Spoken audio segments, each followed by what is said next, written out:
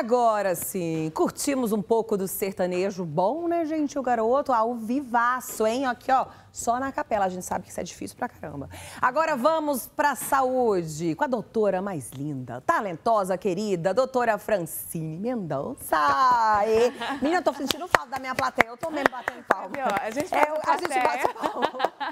Bem-vinda mais uma vez, doutor. Tá linda e elegante, hein? Márcia Santiago, né? Nossa figurinista Márcia Santiago sempre arrasando.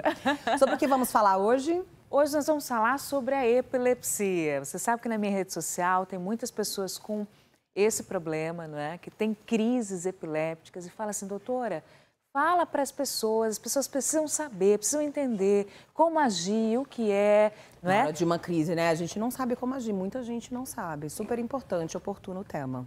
Exatamente. Bora começar, então? Vamos sim. Está no ar o quadro Entendendo o Cérebro. Vai.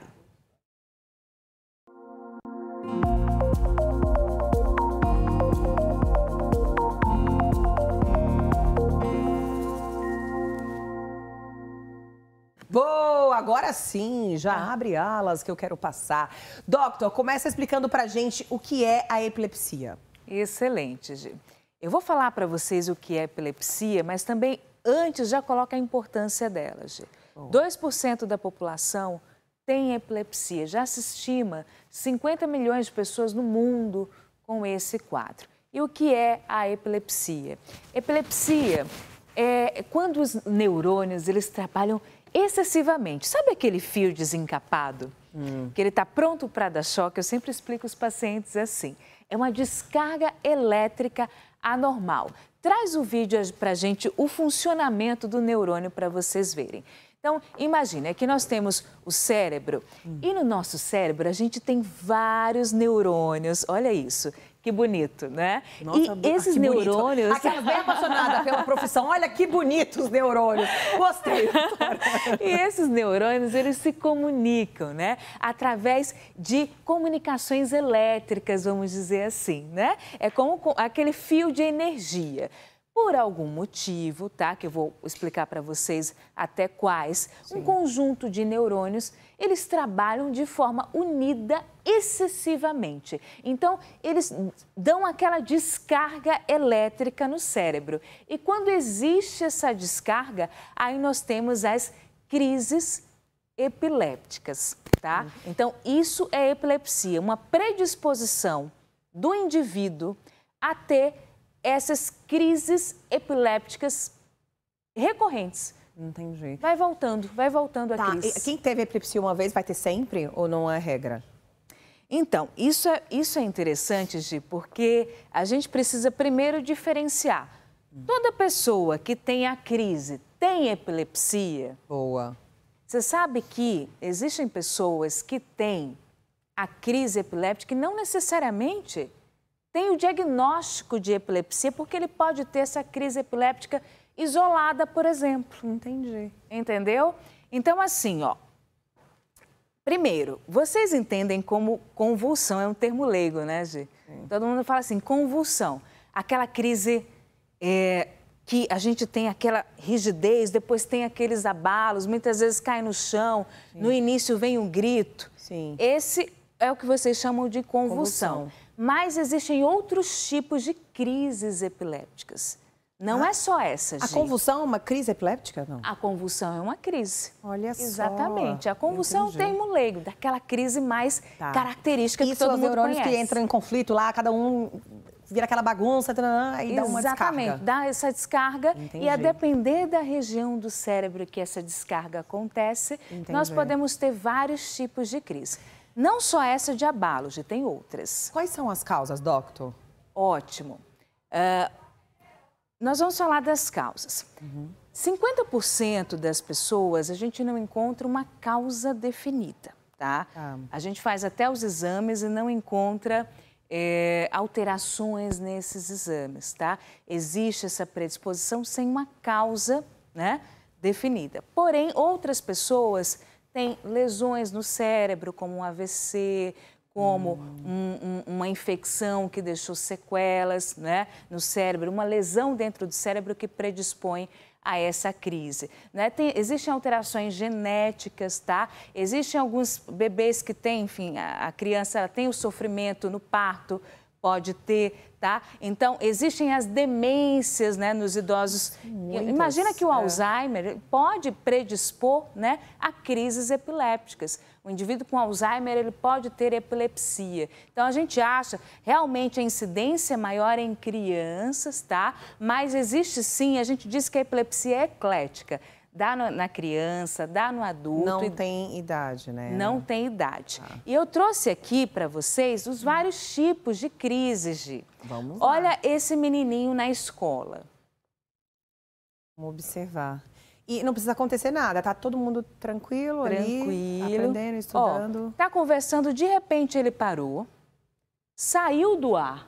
Ai, tá. Olha, saiu do ar, não tá Sim. interagindo com os coleguinhas, tá? Ó, tá fora do ar. Ah, então... E depois ele volta a fazer a atividade dele como se nada tivesse acontecido. Isso é uma crise epiléptica? Isso é uma crise epiléptica. É porque pra mim, epilepsia, a gente ficava se batendo. É a convulsão, que é aquele termo leigo. Quando fala crise, o pessoal pensa logo nisso. Caiu no chão, aquela crise que se bate. Que tem que segurar tudo. Não é isso, então. Não, gente, por isso que eu quis trazer para vocês. Entendi. Crise epiléptica pode vir numa falta de conexão com o meio, assim, transitório. Estou conversando com você, de repente eu parei que nem esse menininho. Aí o que acontece? A escola diz, olha, ele está desatento, ele não está aprendendo a lição, tá? Nossa, e como a gente consegue saber que é uma crise de epilepsia, por exemplo, num momento como esse? Porque, né, como que a professora vai falar para o pai? Vai falar isso, tá desatento, tá isso, tá aquilo. Desatento. Então, na criança sempre é mais delicado o diagnóstico, né? Exato, mas um professor mais atento vai observar que durante a conversa ele saiu do ar e voltou. Entendi. Até os coleguinhas podem citar alguma coisa. Então, e por isso que eu estou informando aqui a vocês, existe essa possibilidade dos seus pequenos estarem tendo crises na escola e simplesmente ser colocado como um desatento, com uma deficiência Quanto tempo dura mais ou menos a crise? Tem um tempo? Geralmente de segundos a minutos, tá? Não tem só essa, já vou falar outras, passa o vídeo. Olha essa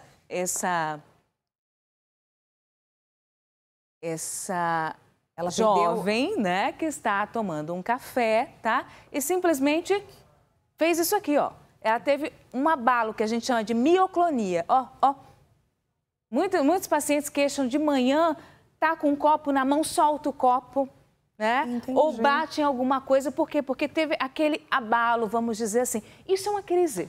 Isso é uma crise. Agora, por exemplo, ela pode vir sozinha? Sem estar acompanhada de Alzheimer, enfim, AVC, outras coisas? Pode sim. Pode ser uma coisa do ser humano mesmo? Pode ser sim, uma predisposição.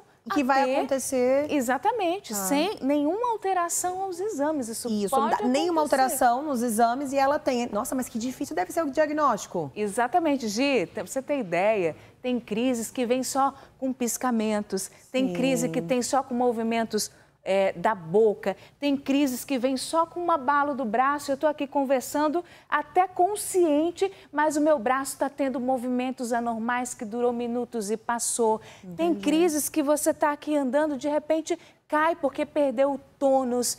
Tem crises que vêm com aquela sensação de que isso eu já vi em algum momento da minha vida, aquele déjà vu, né? Jamais vu também pode acontecer. Olha só. E pode dar, por exemplo, acontecer com essa moça, com aquela criança no vídeo anterior. Pode retornar?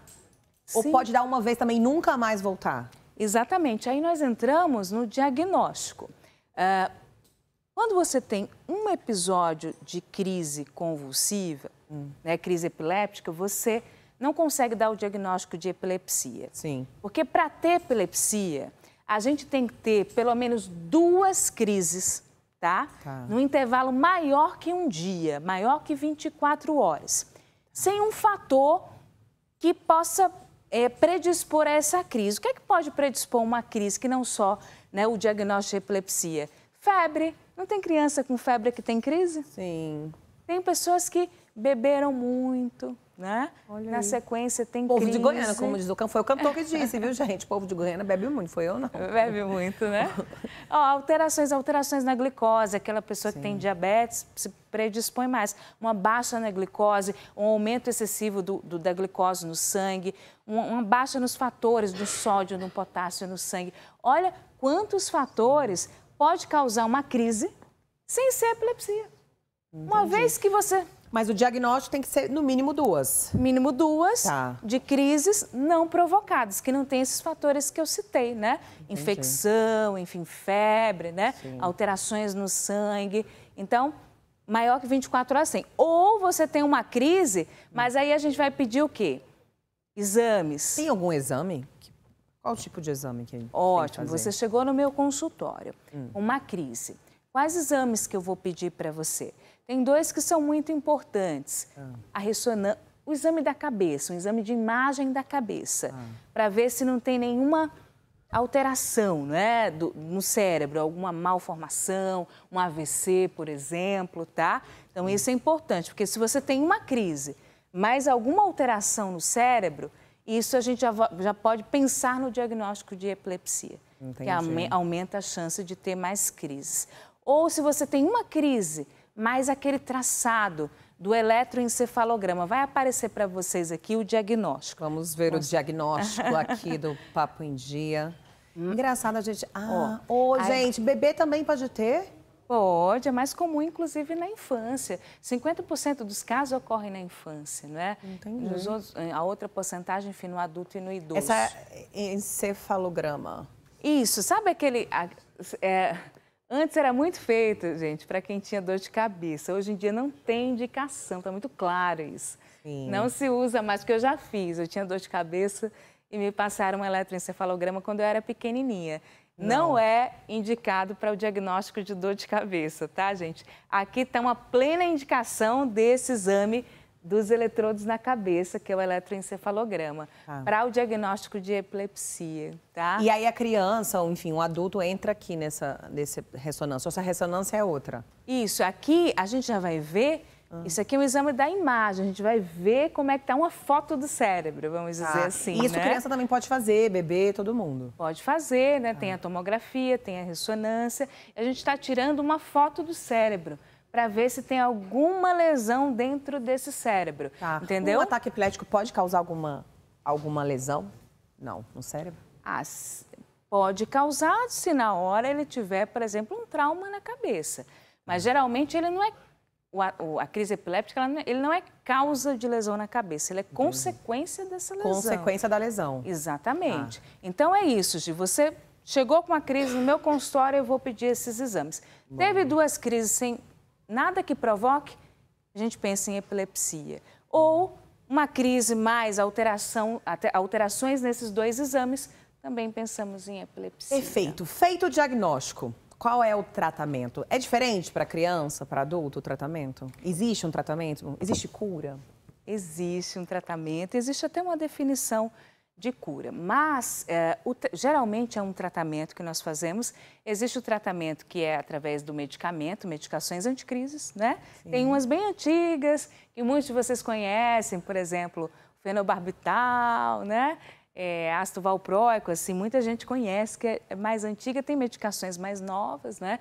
Utilizadas, mas sim medicações anticrises, né? A depender do estudo de cada caso, das características da crise.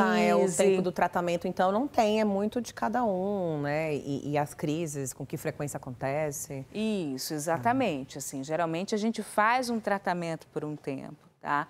Existe uma proposta de desmame e avaliação, né? Aí você perguntou a questão da cura. Sim. Hoje já se tem até uma definição, né? Que 5 anos tratando sem crise, mas 5 anos sem remédio, sem crise, é cura, né? Então, a gente tem hoje esse conceito de epilepsia curada. Mas veja que você tem pelo menos 10 anos de acompanhamento. 10 anos para isso acontecer, bastante, né? Mas ainda bem que dá para ficar ali, né? Existe. Deixa eu falar para vocês, gente. Quem tem epilepsia consegue levar a vida normal, desde que se tenha um tratamento adequado. Você vai ser inserido na sociedade, fazer suas coisinhas, Lógico que quando a gente faz um diagnóstico assim imediato, a gente pede que o indivíduo não dirija, não entre na água. Eu ia falar para você, alguém diagnosticado com epilepsia tem que deixar de fazer alguma atividade, dirigir pode, está liberado, tem alguma contraindicação, não? Quando se tem um recém-diagnóstico, vamos dizer assim, a gente pede, não é, que esse indivíduo, não dirija, evite profissões de altura, não é? Porque, assim, quando se tem, no primeiro momento que a gente está iniciando um tratamento, existe uma probabilidade maior de recorrência de crise. Mas passou-se um tempo, ele está estável, com um tratamento adequado, com uma dose acertada, esse indivíduo ele pode voltar a fazer, inclusive a dirigir, né? Ele pode voltar a dirigir. E por exemplo, ele foi já diagnosticado, foi curado, tá, né, possível cura, pode recorrer, pode voltar à epilepsia ou não? Pode sim, essa predisposição ela existe. O ser humano mas assim, existe um desafio, né, diário, doctor. Muito corajoso vocês médicos, gente, parabéns, viu? Porque ser médico é um desafio, porque nada é absoluto, né? Nossa, a gente trabalha avaliando as probabilidades, né? Probabilidade de retorno. E, Gi, não só o tratamento com remédio, mas existe cirurgia também, tá? E existe até a dieta cetogênica, em alguns casos a gente indica, né? Existem outras possibilidades. O canabidiol para síndrome, né? Algumas síndromes epilépticas. Estão vários tratamentos. Vem comigo, gatíssima. Olha aí o Instagram da Doctor. Olha que lindo. Ela costuma postar os temas. Ela dá. E, gente, é o seguinte: você chegou agora. Meu Deus, perdi esse tema tão importante. Uma prima minha tem. Muito fácil. Entra no nosso aplicativo RB Play, que é totalmente gratuito, e assiste lá. Não é isso, Doctor? E também pode mandar para a doutora, que a doutora responde, viu? Mas, gente, como ela atende, né? Clínica, como é que fala? Clínica, né? Como ela atende, então, assim, ela tem um pouquinho de paciência, mas ela vai te responder. Obrigada, isso viu? Mesmo. Temos música hoje, minha gente? Nossa, sertanejo, será? Sertanejo. Será que rola? É, Ivete. Tchau, gente. Daqui a pouquinho tem Tarde Tópico Nani Venâncio, viu? Beijo pra vocês. Me abraça pelo espaço.